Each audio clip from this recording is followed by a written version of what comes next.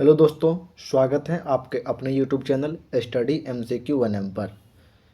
चलिए तो आज हम देखने वाले हैं बिहार दरोगा का सेट नंबर 4। इससे पहले हम सेट 3 तक देख चुके हैं। अगर अभी तक आप नहीं देखे हैं तो प्लेलिस्ट बना हुआ है, वहां से जा कर के ज़रूर देख लीजिए। और हाँ, दरोगा का एग्ज़ाम तभी आप क्वालिफाई कर सकते हैं, बेहतर कर सकते हैं, जब आप डेली टेस्ट लगाइएगा। अगर टेस्ट नहीं लगाते हैं तो आप ही समझ सकते हैं कि बिना टेस्ट का एग्ज़ाम जो है पास करना बहुत मुश्किल हो जाता है। कितना भी पढ़ लीजिए, जब तक आप टेस्ट नहीं लगाइएगा ना तब तक पास करना बहुत असंभव हो जाता है। इसलिए टेस्ट ज़रूर लगाइए। चलिए शुरू करते हैं आज की क्लास। क्वेश्चन 1 में है, जब भारतीय न्यायिक पद्धति में लोकहित मुकदमा लाया गया तब भारत के मुख्य न्यायमूर्ति कौन थे? तो उस समय मुख्य न्यायमूर्ति थे PN भगवती। जब भारत में न्यायिक पद्धति में लोकहित मुकदमा लाया गया PIL, उस समय भारत के मुख्य न्यायमूर्ति थे PN भगवती। अगला प्रश्न है, संसद में धन विधेयक के संदर्भ में कौन सा कथन गलत है? तो इसमें सही देखना हमें पहले, फिर गलत अपने आप मिल जाएगा। यह केवल एक मंत्री द्वारा पेश किया जाता है, न कि एक निजी सदस्य द्वारा। तो धन विधेयक एक मंत्री द्वारा पेश किया जाता है, न कि कोई निजी सदस्य द्वारा। लोकसभा राज्यसभा के सभी या किसी भी सिफारिश को स्वीकार या अस्वीकार कर सकता है। यानी धन विधेयक को लोकसभा राज्यसभा की सभी या किसी भी सिफारिश को स्वीकार या अस्वीकार कर सकता है। इसे केवल लोकसभा में पेश किया जाता है। हाँ, धन विधेयक केवल लोकसभा में पेश किया जाता है। इसे राज्यसभा द्वारा अस्वीकार या संशोधित किया जा सकता है? तो नहीं, धन विधेयक को राज्यसभा द्वारा अस्वीकार या संशोधित नहीं किया जा सकता है। बेशक धन विधेयक को राज्यसभा अपने अंदर 14 दिन तक रोक सकता है, लेकिन इसे अस्वीकार नहीं कर सकता है। ऐसे अगर बात कर ले धन विधेयक, तो धन विधेयक जो है अनुच्छेद 110 में है। धन विधेयक अनुच्छेद 110 में है, ये आपको याद रखना है। अगला प्रश्न है, संविधान के किस अनुच्छेद में संसद के संयुक्त अधिवेशन की व्यवस्था है? तो संयुक्त अधिवेशन अनुच्छेद 108 में है। संयुक्त अधिवेशन संविधान के 108 में है। ये संयुक्त अधिवेशन राष्ट्रपति बुलाते हैं। संयुक्त अधिवेशन कौन बुलाते हैं? तो संयुक्त अधिवेशन राष्ट्रपति बुलाते हैं। लेकिन अध्यक्षता कौन करता है? अध्यक्षता लोकसभा के अध्यक्ष ही करता है। अध्यक्षता लोकसभा के अध्यक्ष ही करता है, ये बात आपको याद रखना है। अगला प्रश्न है, भारत के संविधान में किस पद का उल्लेख नहीं है? तो भारत के संविधान में उप प्रधानमंत्री का उल्लेख कहीं पर भी नहीं है। भारत के संविधान में उप प्रधानमंत्री का उल्लेख कहीं पर नहीं है। अगला प्रश्न है, निम्नलिखित में कौन सा संविधान संशोधन राष्ट्रपति को किसी भी मामले को पुनः विचार के लिए मंत्रिमंडल को भेजने की शक्ति प्रदान करता है? तो 44वां संशोधन। कौन सा संशोधन राष्ट्रपति को किसी भी मामले को पुनः विचार के लिए मंत्रिमंडल को भेजने की शक्ति प्रदान करता है? 44वां संशोधन। 44वां संशोधन जो है 1978 में आया था, ये भी बात आपको याद रखना है, 1978 में आया था। अगला प्रश्न है, सर्वोच्च न्यायालय के न्यायाधीश बनने के लिए न्यूनतम आयु कितनी होनी चाहिए? तो इसमें से कोई भी नहीं सर्वोच्च न्यायालय के लिए न्यूनतम आयु होनी चाहिए। इसका सही उत्तर होगा कि सर्वोच्च न्यायालय की न्यूनतम आयु सीमा निर्धारित नहीं की गई है, जबकि अधिकतम आयु 65 वर्ष है। सर्वोच्च न्यायालय के न्यायाधीश बनने के लिए न्यूनतम आयु सीमा निर्धारित ही नहीं है, या ये बात आपको याद रखना है। लेकिन अधिकतम आयु 65 वर्ष निर्धारित है। अगला प्रश्न है, लेकिन ये भी बात आपको याद रखना है, सर्वोच्च न्यायालय के न्यायाधीश को पद एवं गोपनीयता का शपथ राष्ट्रपति दिलाते हैं। अगला प्रश्न है, भारत के राष्ट्रपति अपने शक्तियों का प्रयोग करते हैं सीधे अथवा अपने अधीनस्थ अधिकारियों द्वारा? सीधे अथवा अपने अधीनस्थ अधिकारियों के द्वारा।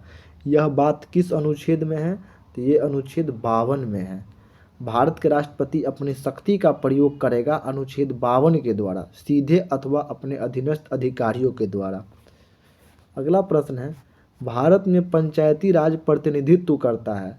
ये सभी पंचायती राज शक्तियों के विकेंद्रीकरण का प्रतिनिधित्व करता है, लोगों की सहभागिता का प्रतिनिधित्व करता है, सामुदायिक विकास का प्रतिनिधित्व करता है।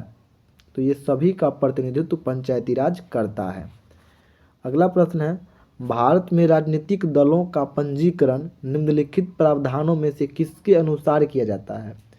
तो राजनीतिक दलों का पंजीकरण जो है ये लोक प्रतिनिधि अधिनियम 1951 के आधार पर किया जाता है। राजनीतिक दलों का पंजीकरण लोक प्रतिनिधि अधिनियम 1951 के आधार पर किया जाता है। ये बात आपको याद रखना है। अगला प्रश्न है, राज्य मानवाधिकार आयोग अपना वार्षिक प्रतिवेदन किसके समक्ष प्रस्तुत करता है। तो राज्य सरकार के समक्ष राज्य मानवाधिकार जो है अपना वार्षिक प्रतिवेदन राज्य सरकार के समक्ष प्रस्तुत करता है। मानवाधिकार संरक्षण अधिनियम 1993 के अनुसार, ये बात याद रखना है, मानवाधिकार संरक्षण अधिनियम 1993 के अनुसार राज्य मानवाधिकार आयोग राज्य सरकार को वार्षिक प्रतिवेदन प्रस्तुत करता है। राज्य सरकार इस प्रतिवेदन को विधानमंडल के सदन के समक्ष रखता है। अगला है, रोलेक्ट एक्ट का भारतीय राष्ट्रीय कांग्रेस ने विरोध किया क्योंकि इसका लक्ष्य था व्यक्तिगत स्वतंत्रता को समाप्त करना। रोलेक्ट एक्ट को भारतीय राष्ट्रीय कांग्रेस विरोध किया क्योंकि इसका लक्ष्य था व्यक्तिगत स्वतंत्रता को समाप्त करना। रोलेक्ट एक्ट मार्च 1919 में आया था। याद रखना है, रोलेक्ट एक्ट मार्च 1919 में आया था। इस एक्ट के अनुसार किसी भी व्यक्ति को संदेह मात्र होने पर गिरफ्तार किया जाता था, मतलब संदेह हो गया तो उसको गिरफ्तार कर लिया जाता था। इसीलिए इस मुकदमे का विरोध किया गया। इसका काला कानून भी कहा जाता है, रोलेक्ट एक्ट को काला कानून भी कहा जाता है। कौन आत्मीय सभा के संस्थापक थे। राजा राम मोहन राय आत्मीय सभा के संस्थापक थे राजा राम मोहन राय। इसकी स्थापना इन्होंने 1815 में की है। इनकी स्थापना इन्होंने 1815 में की है। यहीं अगर बात करना है आर्य समाज की, तो आर्य समाज का स्थापना दयानंद सरस्वती ने 1875 में की है। स्वामी विवेकानंद के रामकृष्ण मिशन की स्थापना 1897 में की है। ये बात भी याद रखना है। हुमायूं द्वारा लड़े गए 4 प्रमुख युद्धों में सही क्रम है। तो हुमायूं द्वारा लड़ा गया 4 युद्ध है। पहला है देवरा का युद्ध, दूसरा है चौसा का युद्ध, तीसरा है कन्नौज का युद्ध और चौथा है सरहिंद का युद्ध। तो इस युद्ध सबको लड़ा कब गया तो सबसे पहले ध्यान दीजिएगा, हुमायूं जो देवरा का युद्ध लड़ा, देवरा का 1531 में, देवरा का युद्ध 1531 में। वहीं अगर बात कर ले चौसा का, तो चौसा का युद्ध लड़ा ये 1539 में। अगर कन्नौज का तो कन्नौज का 1540 में और सरहिंद का तो सरहिंद का 1555 में। इस प्रकार से ये 4 युद्ध लड़े थे, देवरा, चौसा, कन्नौज, सरहिंद। चलिए अगला है, मालाबार में मोपला विद्रोह 1921 किसका परिणाम था। तो ये खिलाफत आंदोलन का परिणाम था। मालाबार में मोपला विद्रोह किसका परिणाम था, तो ये खिलाफत आंदोलन का परिणाम था। मालाबार आधुनिक केरल को ही कहा जाता है, ये बात याद रखिएगा। किसने कहा था आज़ादी हमारी पहुंच के अंतर्गत है, हमें इसे कसकर पकड़ना चाहिए। तो महात्मा गांधी ने कहा था कि आज़ादी हमारे पहुंच के अंतर्गत है, हमें इसे कसकर पकड़ना चाहिए। ये बात गांधी जी कब कहे थे, तो ये बात गांधी जी भारत छोड़ो के दौरान कहे थे। भारत छोड़ो के दौरान गांधी जी ने यह बात कहे थे कि आज़ादी हमारे पहुंच के अंतर्गत है, हमें इसे कसकर पकड़ना चाहिए। इसी अवसर पर महात्मा गांधी ने करो या मरो का भी नारा दिया था। इसी अवसर पर महात्मा गांधी ने करो या मरो का नारा दिया था। तो इससे ये भी क्लियर होता है करो मरो भारत छोड़ो आंदोलन के दौरान नारा दिया गया। भारतीय राष्ट्रीय कांग्रेस के द्वितीय मुस्लिम अध्यक्ष कौन थे, तो दूसरा थे रमीतुल्लाह सयानी। दूसरा मुस्लिम अध्यक्ष थे रमीतुल्लाह सयानी। ये काफ़ी चर्चित व्यक्ति है, याद रखिएगा, क्योंकि इनके समय में 1896 में, क्योंकि ये दूसरा जब अध्यक्ष बने तो 1896 बने थे। इनके समय में पहली बार वंदे मातरम गाया गया था 1896 में कलकत्ता में, ठीक है, 1896 में बने थे ये अध्यक्ष। अगला प्रश्न है, निम्नलिखित में किससे एक पुरा स्थल से पाषाण संस्कृति से लेकर हड़प्पा सभ्यता के संस्कृति अवशेष प्राप्त हुए हैं? तो मेहरगढ़। किस एक पुरा स्थल से पाषाण संस्कृति से लेकर हड़प्पा सभ्यता तक के संस्कृति अवशेष प्राप्त हुए हैं? तो मेहरगढ़ से, मेहरगढ़ से। अगला प्रश्न है, गौतम बुद्ध को एक देवता का स्थान किस राजा के समय मिला? तो कनिष्क के समय गौतम बुद्ध को एक देवता का स्थान मिला। अगला प्रश्न है, चंद्रगुप्त मौर्य ने सेल्यूकस को किस वर्ष पराजित किया? तो 305 ईसा पूर्व में चंद्रगुप्त मौर्य ने सेल्यूकस को पराजित किया। अगला प्रश्न है, रजत सिक्के जारी करने वाला प्रथम गुप्त शासक कौन था? तो चंद्रगुप्त द्वितीय। रजत सिक्के जारी करने वाला गुप्त शासक चंद्रगुप्त द्वितीय। अगला प्रश्न है, कौन सा सुल्तान अपने फरमान में सरदार या अमीरों को मसनद ए अली के नाम से संबोधित किया? तो ये कहा बहलोल लोदी। कौन सा सुल्तान अपने फरमान में सरदार या अमीरों को मसनद ए अली के नाम से संबोधित किया? बहलोल लोदी। मोहम्मद बिन तुगलक के निम्नलिखित प्रयोगों या अभियानों का कालानुक्रम है? तो सबसे पहले हुआ इसका दोआब में कर वृद्धि, उसके बाद राजधानी परिवर्तन, उसके बाद सांकेतिक मुद्रा, उसके बाद लास्ट में कराचिल अभियान। पहले हुआ दोआब में कर वृद्धि, राजधानी परिवर्तन, उसके बाद सांकेतिक मुद्रा, उसके बाद कराचिल का अभियान। अगला प्रश्न है, कौन सा भारत के पहले पेपरलेस बजट है? तो केंद्रीय बजट 2021-22। भारत का पहला पेपरलेस बजट केंद्रीय बजट 2021-22। पोंग और तापू राज्य के लोकप्रिय नृत्य है अरुणाचल प्रदेश।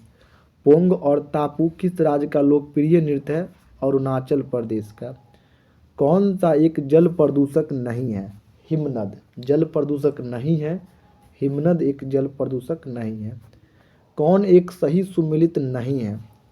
पामलो जेलिमो भारत्तोलन, ये बात गलत है। सही अगर इसमें हम कहेंगे तो सान्या रिचर्ड्स हॉकी खेलती है, पाल पोगब फुटबॉल खेलते हैं, किरण पोलार्ड क्रिकेट खेलते हैं। अगला प्रश्न है, किस विद्वान ने मानव विकास की अवधारणा की शुरुआत की? महबूब उल हक। मानव विकास की अवधारणा दी है महबूब उल हक। WTO का पूर्ववर्ती नाम है गैट। WTO का पूर्ववर्ती नाम गैट। सिलिकॉन वैली कहाँ है? सैन फ्रांसिस्को में। सिलिकॉन वैली है सैन फ्रांसिस्को में। एक पारिस्थितिक तंत्र के जैविक घटकों में शामिल है उत्पादक, उपभोक्ता एवं अपघटक। पारिस्थितिक तंत्र के जैविक घटक में शामिल है उत्पादक, उपभोक्ता एवं अपघटक। नेशनल ग्रीन ट्रिब्यूनल भारत सरकार द्वारा स्थापित किया गया था 2010 में। नेशनल ग्रीन ट्रिब्यूनल भारत सरकार द्वारा स्थापित किया गया था 2010 में। जैविक ऑक्सीजन डिमांड एक प्रकार का प्रदूषण सूचकांक है जलीय वातावरण का। जैविक ऑक्सीजन डिमांड एक प्रकार का प्रदूषण सूचक है जलीय वातावरण का। राष्ट्रीय युवा दिवस 2023 का विषय क्या था? तो इसे आपको याद रखना, 23 का करंट है, इससे हम छोड़ के चलेंगे। प्रसिद्ध व्यक्ति जयराम, ये भी छोड़ के चलेंगे। जो 23 का क्वेश्चन है उसको हम छोड़ के चलेंगे। अगला ये भी प्रश्न छोड़ के चलेंगे। चलिए, जो प्रश्न छोड़ना है छोड़ देते हम। चलिए कुछ देर। अगला प्रश्न है, नवोदित लेखकों के प्रोत्साहित करने के उद्देश्य से भारत सरकार ने किस योजना का शुरुआत किया? युवा 2.0। नवोदित लेखकों को प्रोत्साहित करने के उद्देश्य से भारत सरकार ने किस योजना का शुरू किया? युवा 2.0। ब्रिटेन के प्रधानमंत्री ऋषि सुनक का संबंध भारत के किस राज्य से है? तो पंजाब से। ब्रिटेन के प्रधानमंत्री ऋषि सुनक का संबंध है भारत के पंजाब राज्य से। पुरुष T20 वर्ल्ड कप का आयोजन 2026 में कहाँ होगा? तो भारत और श्रीलंका में। पुरुष T20 वर्ल्ड कप 2026 होगा भारत और श्रीलंका में। अगला प्रश्न है, अच्छा, यूनिसेफ इंडिया का राजदूत कौन बना है? तो आयुष्मान खुराना होगा, आयुष्मान करके। चलो हटाइए। अगला प्रश्न है, वीर गार्जियन संयुक्त सैन्य अभ्यास जो भारत तथा जापान के बीच मध्य हुआ, इसका आयोजन किया गया हाईकुरी में। अच्छा, ये भी पिछला प्रश्न है। प्रधानमंत्री नरेंद्र मोदी द्वारा आदि महोत्सव का शुभारंभ कहाँ हुआ? नई दिल्ली में। यानी आदि महोत्सव कहाँ होता है? नई दिल्ली में होता है। अगला प्रश्न है, याद रखिएगा आपको करंट बहुत पूछता, करंट पे भी आप फोकस जरूर कीजिएगा। दुनिया के सबसे लंबा रिवर क्रूज एमवी गंगा विलास ने कितने दिनों की यात्रा पूरी की? 51। दुनिया का सबसे लंबा रिवर क्रूज एमवी गंगा विलास ने कितने दिनों की यात्रा पूरी की? 51 दिन की। भारत सरकार ने किस देश से 12 चीते लाने हेतु समझौता किया? दक्षिण अफ्रीका से। The magic of the last story के लेखक है Sudha Murthy. The magic of the last story, Sudha Murthy. प्रति वर्ष समर्पण दिवस मनाया जाता है 11 फरवरी को। समर्पण दिवस 11 फरवरी को। शहाबुद्दीन चुप्पू किस देश के नया राष्ट्रपति बन गया है? बांग्लादेश का। शहाबुद्दीन चुप्पू पिछला सेट में भी देखे थे, किस देश का नया राष्ट्रपति बन गया? बांग्लादेश का। वैज्ञानिक अनुसंधान केंद्र दक्षिण गंगोत्री की स्थापना कब की गई? 1983 में। वैज्ञानिक अनुसंधान केंद्र दक्षिण गंगोत्री की स्थापना हुई 1983 में। अगला प्रश्न है, जनजाति और राज्य। तो सबसे पहले इसमें कह रहा कौन सही है? तो सबसे पहले देखेंगे लिम्बू। लिम्बू सिक्किम की जनजाति है, सही बात है। काबड़ी हिमाचल प्रदेश की है, नहीं, ये बात तो गलत है। काबड़ी हिमाचल प्रदेश की नहीं है। अगर हम बात करें डोगरिया, तो डोगरिया उड़ीसा की जनजाति है। डोगरिया उड़ीसा की जनजाति है। अगर हम काबड़ी की बात कर दें तो काबड़ी जो है ये असम की जनजाति है। काबड़ी असम की जनजाति है, ये बात आप याद रखिएगा। एक देश के अंदर स्थित सबसे बड़ी झील कौन है? मिशिगन झील। एक देश के अंदर, ये एक देश में ही सिमटा हुआ है। सबसे बड़ी झील कौन है? तो ये मिशिगन झील है। अगला प्रश्न है, वायुमंडल में हाइड्रोजन की प्रतिशत मात्रा है 0.01%। वायुमंडल में हाइड्रोजन की प्रतिशत मात्रा है 0.01%। कौन सी जलधारा गर्म जलधारा का उदाहरण नहीं है? पेरुवियन। पेरुवियन ठंडी जलधारा है। एल नीनो और सुसीम ठंडी जलधारा है। एल नीनो और सुसीम ठंडी जलधारा है। अगला प्रश्न है, भारतीय मानसून मौसमी विस्थापन से इंगित है जिसका प्रमुख कारण है स्थल तथा समूहों का विभेदी तापमान। भारतीय मानसून मौसमी विस्थापन से इंगित है जिसका प्रमुख कारण है स्थल तथा समूहों का विभेदी तापन। अगला प्रश्न है, नोकरेक जैव मंडल क्षेत्र किस राज्य में है? मेघालय में। नोकरेक जैव मंडल क्षेत्र है मेघालय में। कौन सा डेल्टा कैंप कोमेरिन एवं कृष्णा डेल्टा के मध्य है? कोरोमंडल तट। कौन सा डेल्टा कैंप कोमेरिन और कृष्णा डेल्टा के मध्य है? तो कोरोमंडल तट। किसकी कोई इकाई नहीं है? सापेक्षिक घनत्व की कोई इकाई नहीं है। सापेक्षिक घनत्व की कोई इकाई नहीं है। किसे मापने के लिए स्टेलाग्मोमीटर का उपयोग होता है? पृष्ठ तनाव के। किसे मापने के लिए स्टेलाग्मोमीटर का उपयोग होता है? पृष्ठ तनाव को मापने के लिए। यदि किसी वस्तु वृत्ताकार पथ में घुमाई जाती है तो उस पर किया गया कार्य होगा शून्य। यदि किसी वस्तु वृत्ताकार पथ में घुमाई जाती है तो उस पर किया गया कार्य होगा शून्य। ऊर्जा के संबंध में कौन सा कथन सत्य नहीं है? ऊर्जा भौतिक पदार्थ नहीं है, सही बात है। ऊर्जा किसी कार्य के करने की क्षमता को मापा जाता है, माप है, सही बात है। ऊर्जा को कई रूपों में संगठित किया और मापा जा सकता है, ये भी सही बात है। रूपांतरण के दौरान निर्गित ऊर्जा निर्वात में जाती है, ये बात तो गलत है। यही से मतलब इसके ऑप्शन के अनुसार ये सही है और गलत चुनना था। अगला प्रश्न है, एक पत्थर किसी स्प्रिंग तुला पर बंधा हुआ है। निम्नलिखित स्थितियों में कौन सी स्प्रिंग तुला की रीडिंग में सबसे कम भार दिखाएगा? जब वह पत्थर किसी बीकर के लिए पानी में पूरी तरह से निमज्जित हो। एक पत्थर किसी स्प्रिंग तुला पर बंधा हुआ है, किस स्थिति में स्प्रिंग तुला के रीडिंग में सबसे कम भार दिखाएगा? जब पत्थर किसी बीकर के लिए पानी में पूरी तरह से निमज्जित हो।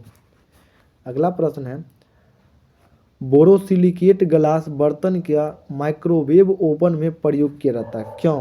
क्योंकि यह अत्यधिक उष्ण प्रतिरोधी है। बोरोसिलिकेट ग्लास बर्तन का माइक्रोवेव ओवन में प्रयोग किया जाता है क्योंकि यह अत्यधिक उष्मा प्रतिरोधी है। किसी विस्फोट के कारण समुद्र के तल पर बनने वाली लहरें होती है अनुदैर्ध्य। किसी विस्फोट के कारण समुद्र के तल पर बनने वाली लहरें होती है अनुदैर्ध्य। हाइड्रोजन अणु का नाभिक किससे बना होता है? केवल एक प्रोटॉन। हाइड्रोजन अणु का नाभिक बना होता है केवल एक प्रोटॉन से। कौन सा विकल्प सहसंयोजक यौगिक का गुण नहीं है? उच्च गलनांक और कथनांक। कौन सा विकल्प सहसंयोजक यौगिक का गुण नहीं है? उच्च गलनांक और क्वथनांक। इथेनॉल के इथेन में परिवर्तन करने के लिए डिहाइड्रेटिंग एजेंट के रूप में उपयोग किया जाता है सांद्र सल्फ्यूरिक अम्ल। इथेनॉल को इथेन में परिवर्तित करने के लिए डिहाइड्रेटिंग एजेंट के रूप में उपयोग होता है सांद्र सल्फ्यूरिक अम्ल। आधुनिक आवर्त सारणी में प्रथम धात्विक तत्व है Li। आधुनिक आवर्त सारणी में प्रथम धात्विक तत्व है Li लिथियम। उदासीन गैसीय परमाणु के ब्राह्मतम कक्षा या कोश से एक इलेक्ट्रॉन को हटने के लिए किसकी आवश्यकता होती है? आयनन ऊर्जा। उदासीन गैसीय परमाणु के ब्राह्मतम कक्षा या कोश से एक इलेक्ट्रॉन को हटने के लिए किसकी आवश्यकता होती है? आयनन ऊर्जा की। प्रति अम्ल के संघटक के रूप में किसका प्रयोग किया जाता है? सोडियम हाइड्रोजन कार्बोनेट का। प्रति अम्ल के संघटक के रूप में किसका प्रयोग किया जाता है? सोडियम हाइड्रोजन कार्बोनेट का। जब सिल्वर ब्रोमाइड के सूर्य की रोशनी में रखा जाता है तब कौन सी गैस बनती है? Bromine gas. जब सिल्वर ब्रोमाइड को सूर्य की रोशनी में रखा जाता है तब कौन सी गैस बनती है? Bromine gas. उस प्रक्रिया को क्या कहते हैं जिसके द्वारा कोई धातु अपने आसपास उपस्थित नमी, एसिड इत्यादि द्वारा प्रभावित होता है? संक्षारण। उस प्रक्रिया को क्या कहते हैं जिसके द्वारा कोई धातु अपने आसपास उपस्थित नमी, एसिड इत्यादि द्वारा प्रभावित होता है? तो संक्षारण। कौन सा शब्द पशु व्यवहार के जैविक अध्ययन का सबसे अच्छा वर्णन करता है? इथोलॉजी। कौन सा शब्द पशु व्यवहार के जैविक अध्ययन का सबसे अच्छा वर्णन करता है? इथोलॉजी। किस कोशिकांग को कोशिका का मास्टर कहा जाता है? नाभिक को। किस कोशिकांग को कोशिका का मास्टर कहा जाता है? तो नाभिक को। कौन सा अस्थायी ऊतक एक पौधे को कठोर और मजबूत बनाता है? स्क्लेरेनकाइमा। कौन सा अस्थायी ऊतक एक पौधे को कठोर और मजबूत बनाता है? स्क्लेरेनकाइमा। कौन सा दूध का प्रोटीन है? कैसीन।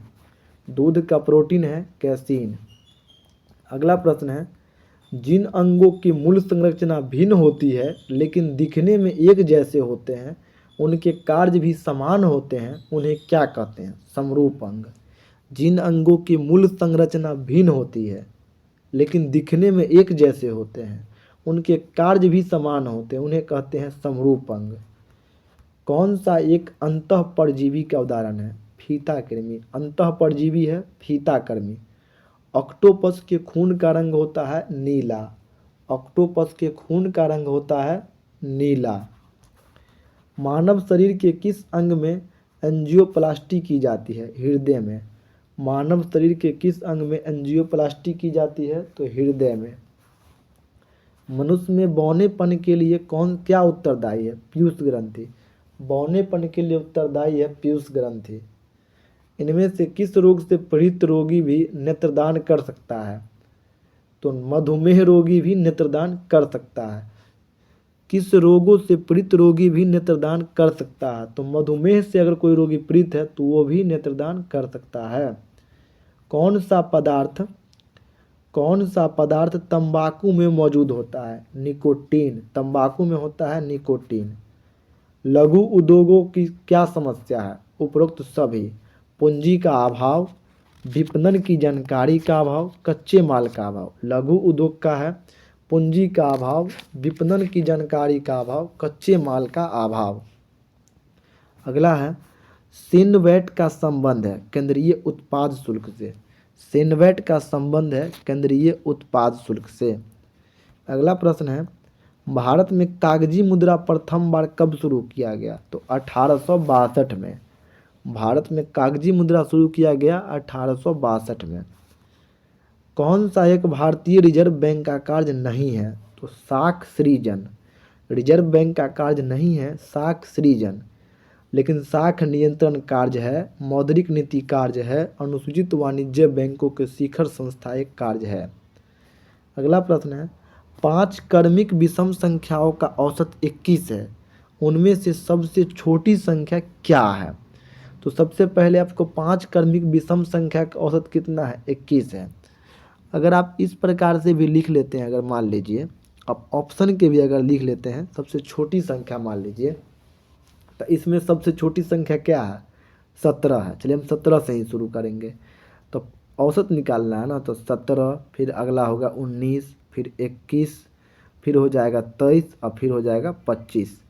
अब सबको जोड़ेंगे तो 17 19 हो गया 36, 36 21 हो गया 57, 57 23 हो गया 80 और 80 25 हो गया 105। तो 105 में अगर हम 5 से भाग दे देंगे तो कितना हो जाएगा? 21। 21 औसत है, यानी सबसे छोटा क्या हो गया? 17। एक के बारे में मिल गया, तो इसका सही उत्तर हो जाएगा ऑप्शन बी 17 सबसे छोटी संख्या है। अगला प्रश्न है राम को एक परीक्षा में उत्तीर्ण होने के लिए 36% अंक प्राप्त करने थे। बहुत अच्छा बात है।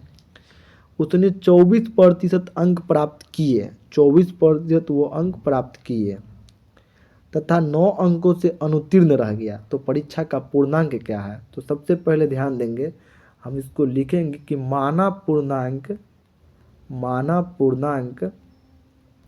x है, पूर्णांक x मान लिए। तो प्रश्न अनुसार अब कह रहा x का 36%, क्योंकि परीक्षा में उत्तीर्ण होने के लिए 36% अंक प्राप्त करना था। तो x का 36% बराबर x का 24%, x का 24% प्लस 9, क्योंकि 9 अंकों से फेल हो गया। अब इसको हम क्या करेंगे? सबसे पहले अब x का 36% था, तो यहाँ हम लिख देंगे x का 36 माइनस 24, 36 माइनस 24 अब बराबर में हम दे देंगे, ये तो बराबर में 9 था ही, 36 में 24 गया 12, यानी x का 12%। तो 12 बट्टा में 100 बराबर 9। अब 9 को हम इधर से गुना कर देंगे तो ये हो जाएगा, यानी 900 x गुने 12 है, तो यानी 900 बट्टा में 12 हो जाएगा x बराबर। इसको अगर हम काटते हैं तो 3 तिया 9, 3 चौका 12, यानी 300 बट्टा में 4। इसको काटेंगे तो ये 75 मरतबे कट जाएगा, यानी पूर्णांक क्या हो जाएगा? पूर्णांक हो जाएगा 75, ऑप्शन बी। अगला प्रश्न है एक कारीगर m मिनट में जे वस्तुएं बनाता है, m मिनट में जे वस्तु बनाता है, तो 2/3 घंटे में वह कितने वस्तु बनाएंगे? तो सबसे पहले ध्यान दीजिए, कारीगर m मिनट में जे वस्तु बनाता, बहुत अच्छा बात है। तो कारीगर 2/3 घंटे में, तो ध्यान दीजिए m मिनट में जे बनाया, तो जे बट्टा m हो गया। अब 2/3 घंटे में, 2/3 घंटे में अब कहता है कि कितना वस्तु बनाएगा, तो ध्यान दीजिए 2/3 घंटे मिनट में होता है 60 मिनट होता है। अब इसको हम क्या कर लेंगे? काट देंगे, 3 से हो जाएगा 20, 20 दूना हो गया 40, यानी 40 बट्टा में 40 जे बट्टा में हो जाएगा m वस्तुएं। तो 40 जे बट्टा में m वस्तुएं कहाँ हैं? 40 जे बट्टा में m वस्तुएं 98 के डी हो गया। अब प्रश्न है एक सिपाही किसी चोर का पीछा कर रहा है, एक सिपाही किसी चोर का पीछा कर रहा है तथा चोर से 100 मीटर पीछे है, चोर से 100 मीटर पीछे है। यदि सिपाही तथा चोर के चालों का अनुपात 5:4 है, सिपाही और चोर का, यानी सिपाही का चाल है 5 और चोर का चाल है 4, तो पकड़े जाने पर चोर कितनी दूरी तय कर चुका होगा? तो ध्यान दीजिएगा, सिपाही द्वारा 1 मीटर का अंतर पूरा करने पर चोर द्वारा तय की गई दूरी कितना हो जाएगा? 4 मीटर। कैसे? तो ध्यान दीजिए, एक सिपाही चोर का पीछा कर, चोर 100 मीटर पीछे है, चोर से 100 मीटर पीछे है, ठीक है, और दोनों का जो अनुपात है 5:4 है। तो ये बात आपको याद हो गया। अब आसानी से देखिए कैसे है। तो मान लीजिए ये 20 मरतबे कट गया, ये 25 मरतबे कट गया, यानी 1 मीटर दूरी तय करने पर 4 मीटर का अंतर हो जाएगा। तो सिपाही द्वारा 100 मीटर का अंतर पूरा करने में चोर द्वारा तय किया गया समय, तो ध्यान दीजिए 100 गुने हो गया 4, यानी हो गया 400 मीटर। ऑप्शन बी इसका सही उत्तर हो गया। अगला प्रश्न है, कोई धन चक्रवृद्धि ब्याज पर 3 वर्ष में 6690 रुपया तथा 6 वर्ष में 10,035 रुपया हो जाता है, तो धन क्या है? तो ध्यान दीजिए, इसका तो आसानी सवाल है, चक्रवृद्धि ब्याज है तो मूलधन तो x है, p है x, दर है 1% और प्रश्न अनुसार तो x इंटू 1 प्लस r बट्टा में 100 क्यों दे दीजिए बराबर में है 6690। ये समीकरण 1 हो गया। फिर x इंटू 1 प्लस r बट्टा में 6 बराबर हो जाएगा 10,035। तो अब इसको अगर हम करते हैं तो इसको बनाएंगे अगर हम इस प्रकार से, तो यहाँ हो जाएगा 1 प्लस r बट्टा में 100 बराबर 1 प्लस r बट्टा में 100 का क्यों बराबर में 10,035, 10,035 इकाई दाएँ सीकरा 10,035 बराबर 6690। अब अगर इसको हम काटते हैं तो ये 3/2 में ये कट जाएगा, 3/2 में कट जाएगा। तो फिर इसको हम लिख लेंगे x गुने 3/2 बराबर 6690। तो x बराबर ये आसानी से आ जाएगा, x बराबर हो गया 6690 गुने 2/3, 2/3 काटेंगे तो हो जाएगा 4460। 4460 ऑप्शन ए में है। चलिए आज की क्लास यहीं समाप्ति होती है, मिलेंगे अगली वीडियो में, तब तक के लिए जय हिंद जय भारत। अगर आपको मैथ सब में दिक्कत होता तो मैथ का हम अलग से वीडियो बनाएंगे, तत्काल जो जैसे तैसे इसमें समझा दे रहे हैं। चलिए जय हिंद जय